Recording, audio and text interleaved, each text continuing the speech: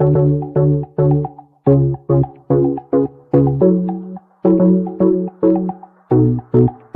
श्री राम दोस्तों, welcome to my channel. तो कैसे हैं आप सब लोग? आई होप आप सब लोग बहुत ही बढ़िया होंगे। तो इसी के साथ हम लोग शुरू करते हैं अपना next chapter, that is controlling. ठीक है ना, this is the last function और last chapter of this part A of business studies. ठीक है, इस क्लास में हम लोग बात करेंगे कंट्रोलिंग के बारे में कि कंट्रोलिंग क्या होता है। अब तक तो हमने पढ़ लिया प्लानिंग, ऑर्गेनाइजिंग, स्टाफिंग, डायरेक्टिंग। अब पढ़ते हैं कंट्रोलिंग के बारे में कि कैसे कंट्रोलिंग करते हैं। तो without wasting our time, let's begin.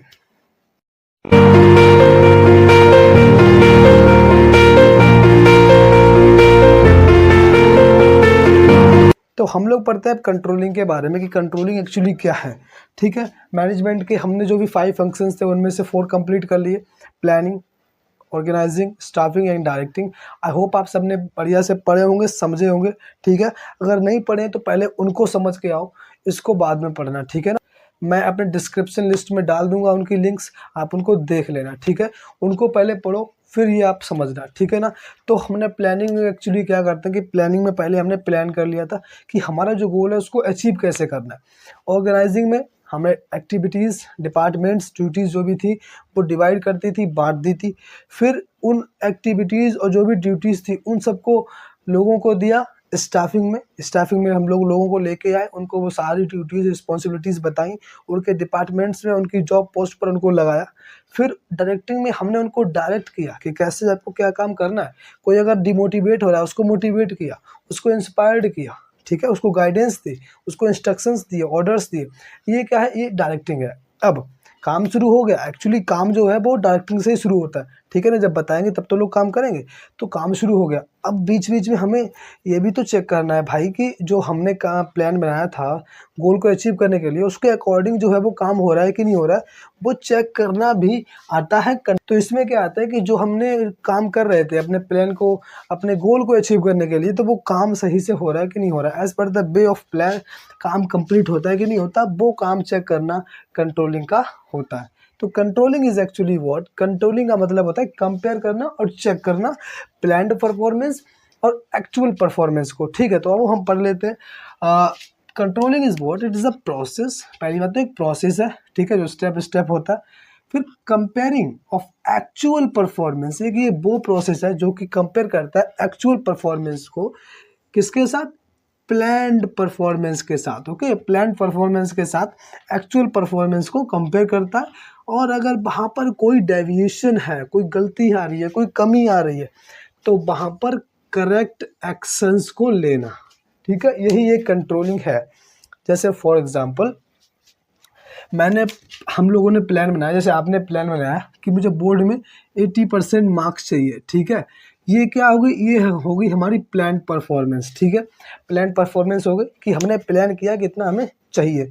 ठीक है, हमने सारी टेस्ट सीरीज दी, मॉक टेस्ट दिए, सारे sample papers, exam, question answer, सब कुछ हमने किया।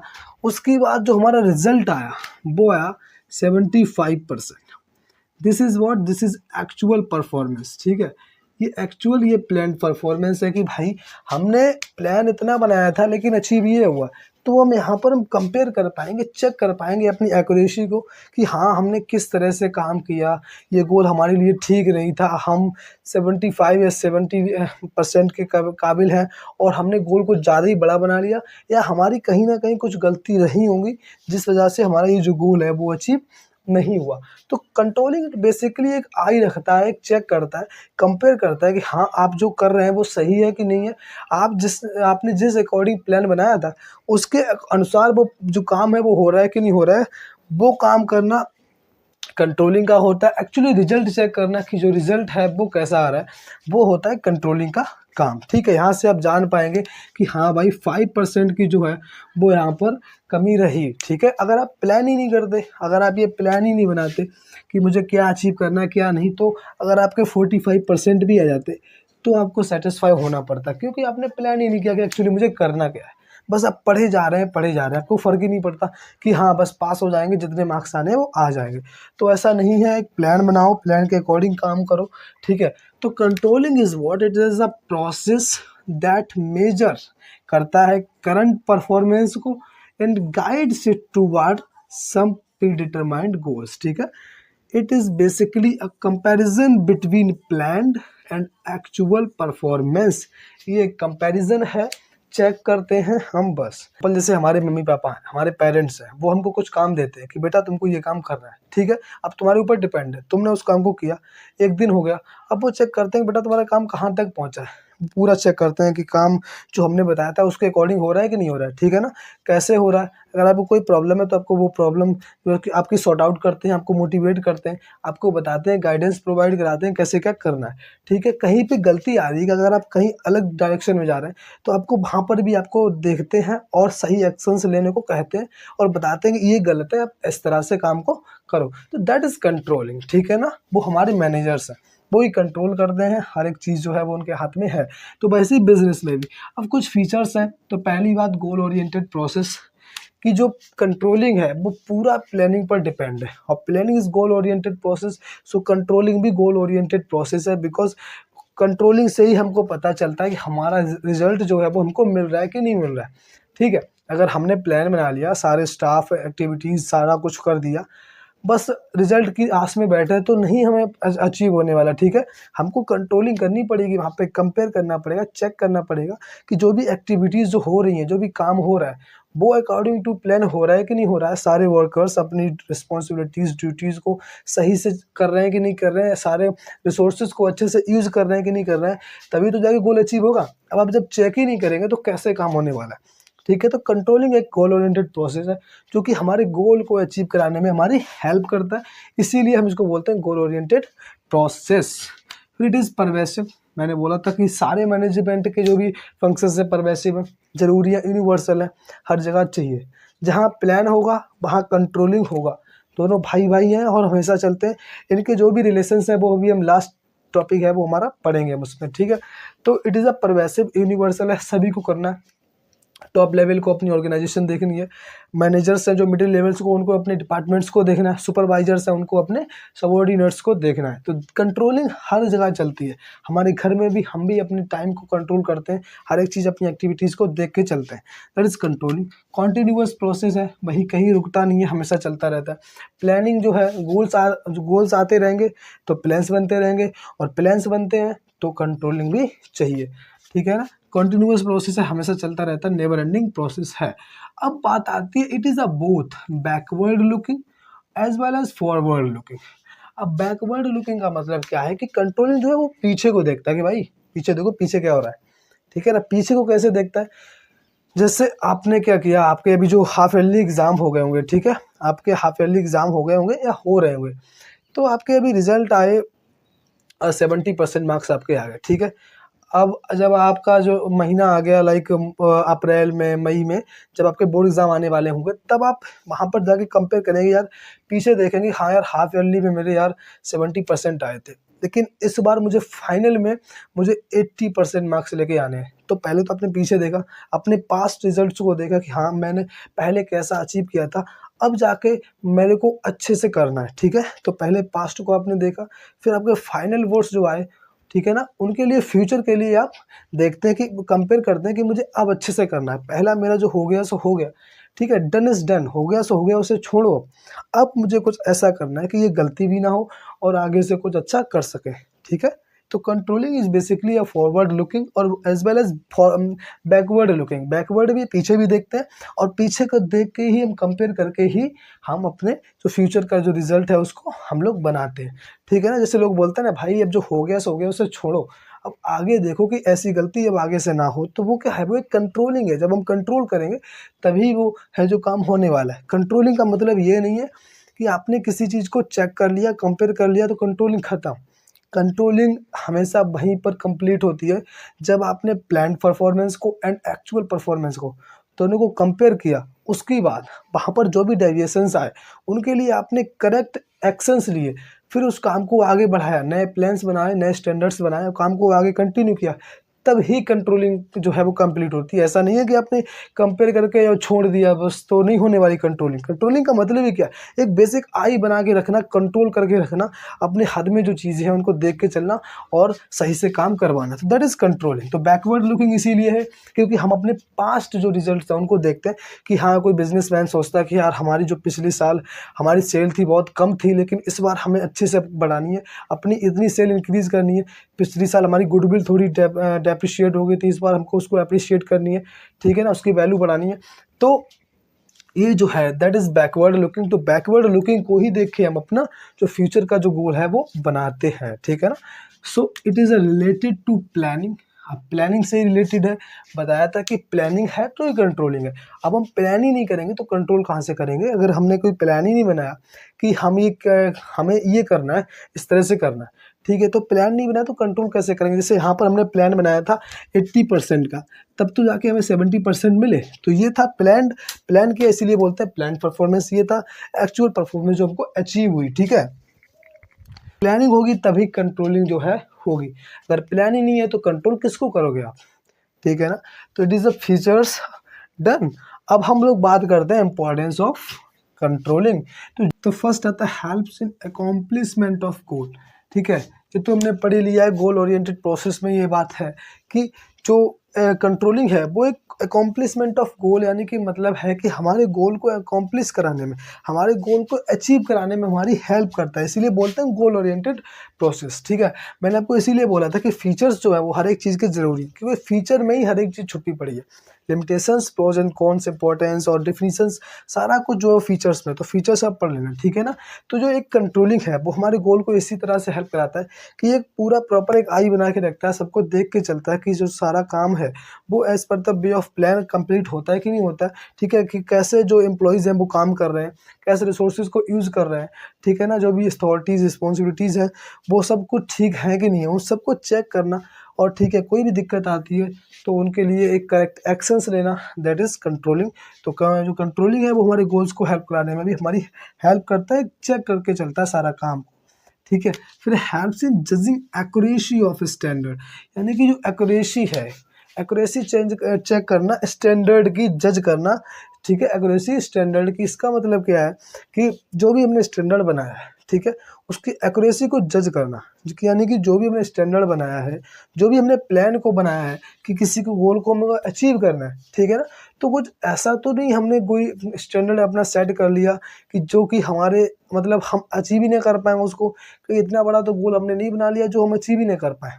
जैसे हम बात करें, कोई स्टूडेंट जो होते हैं क्लास में, ठीक है, वो क्या करते हैं, जैसे उन्हें पता है कि हमारे जो मार्क्स हैं वो 60% आने वाले, लेकिन वो 100% का जो है वो बना लेते हैं, तो ये नहीं होता, ठीक है ना। तो इसलिए जो भी हमारे हद में जो भी हम अचीव कर सकते हैं तो उतना ही जो है वो हमें स्टैंडर्ड सेट करना चाहिए। तो उसकी हेल्प जो है वो हमें कंट्रोलिंग ही बताता है कि आपने किस तरह का स्टैंडर्ड जो है वो सेट किया है। जैसे मैं हूँ, मुझे पता है कि मैं कितना भी कम पढूँ, कितना भी कम पढूँ, मेरे 70% यानी 70% से कम मार्क्स नहीं आने वाले। मैं कितना भी कम पढूँ, बट मैं अगर कितना भी ज़्यादा पढ़ लूँ, मेरे 85 से ज़्यादा परसेंटेज नहीं आने वाली, बहुत ज़्यादा कहीं 90 पहुँच जाए, 91 2 मुश्किल है।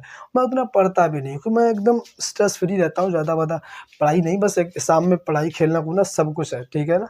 उतना ही गोल जो सेट करो, उतना ही स्टैंडर्ड बनाओ जो कि आप अचीव कर सकते हो, ठीक है ना। जैसे कुछ बच्चे होते हैं वो कितना भी पढ़ लें, वो 60% से ऊपर नहीं जा सकते, ठीक है।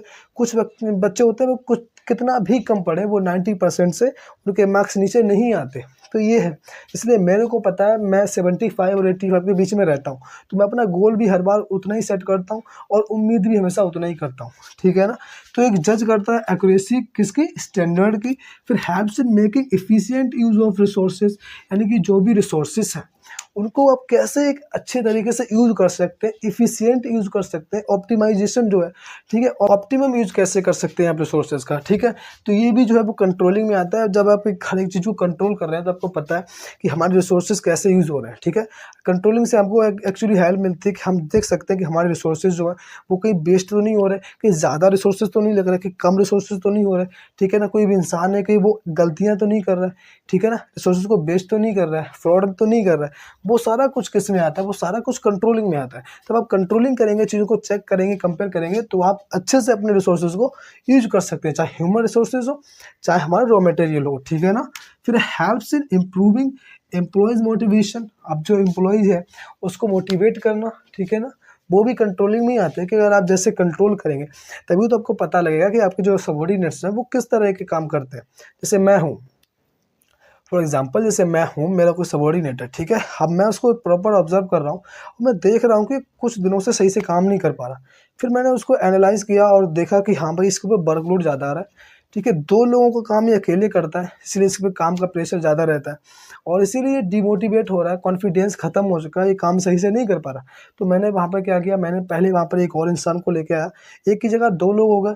अब 2 लोगों का काम 2 लोग कर रहे हैं तो उसके ऊपर से वर्कलोड हटा, मेंटल प्रेशर जो भी था वो सारा हटा, वो अब खुश है। और मैंने ये भी देखा, उसको जो मैं काम उसको करवा रहा था, उसके काम को करने के लिए उसके पास एक प्रॉपर ट्रेनिंग नहीं थी, स्किल नहीं थी और नॉलेज भी नहीं थी।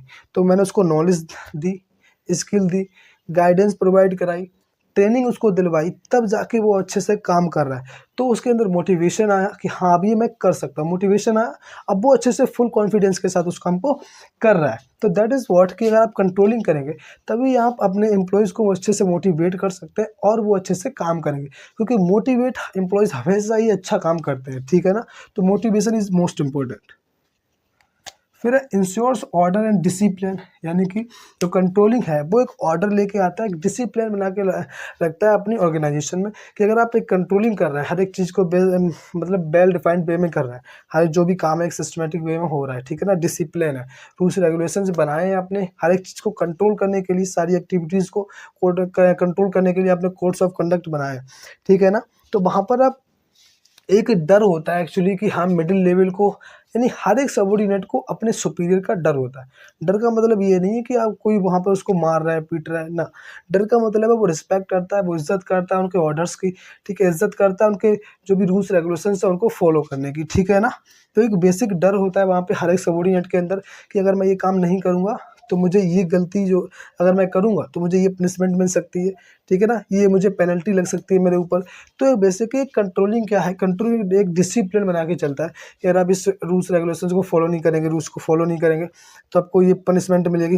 तो एक डर रहता है कि हाँ, जिससे कि सारे एम्प्लॉयज़ एक सही से काम करते हैं। लोअर को मिडिल का डर रहता है, मिडिल को टॉप का डर रहता है, ठीक है ना। तो सब एक एक हायरार्की से वहाँ पे काम हो रहा है, ठीक है। तो जो कोऑर्डिनेशन है वो ऑर्डर बना के चलता है, डिसिप्लिन बना के भी चलता है। जैसे ये डिपेंड होता है कि कंट्रोल सिस्टम पे, कि जितना इफेक्टिव कंट्रोल सिस्टम होगा, जितना इफेक्टिव कंट्रोल सिस्टम होगा ना, उतना ही अच्छा आपके एक ऑर्गेनाइजेशन में डिसिप्लिन होगा और सारे ऑर्डर्स जो है सही से चल रहे होंगे। जैसे स्कूल में, अगर आपका स्कूल में एक प्रॉपर डिसिप्लिन है, एक कंट्रोल सिस्टम बहुत अच्छा है, सारे टीचर्स एकदम स्ट्रिक्ट और सही है, तो बच्चे देखो आप बिल्कुल ठीक हो गए। लेकिन जिस स्कूल के टीचर ही सही नहीं है, पूरा उनका जो कह सकते हैं कि एडमिनिस्ट्रेशन है वो ही पूरा खराब है ना, तो जो वहाँ के बच्चे हैं वो तो वैसे भी खराब ही फिर होंगे, ठीक है ना, सही से काम ही नहीं करेंगे।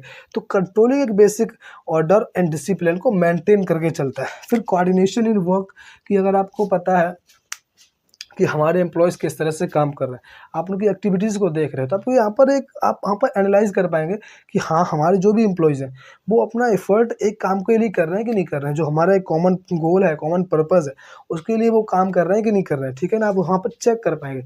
तो आप वहाँ पर अगर कंट्रोलिंग करेंगे तभी आप देख सकते हैं और अपने सारे एम्प्लॉयज़ की जो भी एक्टिविटीज़ हैं, जो भी एफ़र्ट्स हैं, उनको एक साथ लेके आएँगे, सभी को एक साथ मोटिवेट करेंगे, हाँ, कि हमको एक ही गोल पे जाना है और एक ही जो हमारा गोल है उसको अचीव करना है। सारे एफ़र्ट्स जो भी चीज़ें हैं उन सबको एक साथ लेके आओ। तो जो कंट्रोलिंग है वो एक कोऑर्डिनेशन बना के चलता है, ठीक है? एक काम को करने के लिए कि हमारा जो गोल है वो कैसे अचीव होना है, वो कैसे अचीव होगा, जब यूनिटी होगी, तो यूनिटी में बहुत ताकत है। तो कोऑर्डिनेशन का मतलब यही है कि कोऑर्डिनेशन का मतलब है कि जो भी हमारी एक्टिविटीज़ हैं उन सबको एक साथ लेके आना, इंटीग्रेट करना इंडिविजुअल के एफ़र्ट्स को, उनकी एक्टिविटीज़ को, डिपार्टमेंट की एक्टिविटीज़ को, ठीक है? तो अगर आपने कंट्रोलिंग की है, हर एक चीज़ को आप चेक कर रहे हैं, तो जो कोऑर्डिनेशन है उसको भी ईज़िली मेंटेन बना के चल सकते हैं अपनी ऑर्गेनाइजेशन में। तो ये था गाइस कंट्रोलिंग का definition and features and importance, right. अब हम लोग इस क्लास को इधर ही फिनिश करते हैं, ठीक है, ख़त्म करते हैं, समाप्त करते हैं और मिलेंगे नेक्स्ट क्लास में कुछ नए चीज़ों के साथ, जिसमें कि हम लोग पढ़ने वाले हैं कंट्रोलिंग के प्रोसेस और भी जो आगे के टॉपिक्स हैं उनके बारे में, ठीक है। क्योंकि क्लास ज़्यादा बड़ी नहीं होनी चाहिए, ठीक है, क्लास एक सही हो जैसे कि आप सही समय में सही चीज़ें पढ़ पाएँ, ठीक है ना। तो चलते हैं, मिलते हैं नेक्स्ट क्लास में। तब तक के लिए आप इस क्लास को लाइक भी कर देना, अपने जो भी फीडबैक्स हैं, जो भी आपके आंसर्स हैं वो सब हमको देना और हमारे चैनल को सब्सक्राइब भी कर लेना, ज्वाइन भी कर लेना, जिससे कि हमारी जो भी न्यू न्यू अपडेट्स आती रहती हैं, नई नई क्लासेस जो है वो आपको टाइम टू टाइम मिल पाए, ठीक है। तब तक के लिए चलते हैं, keep study, take care of yourself and जय श्री राम।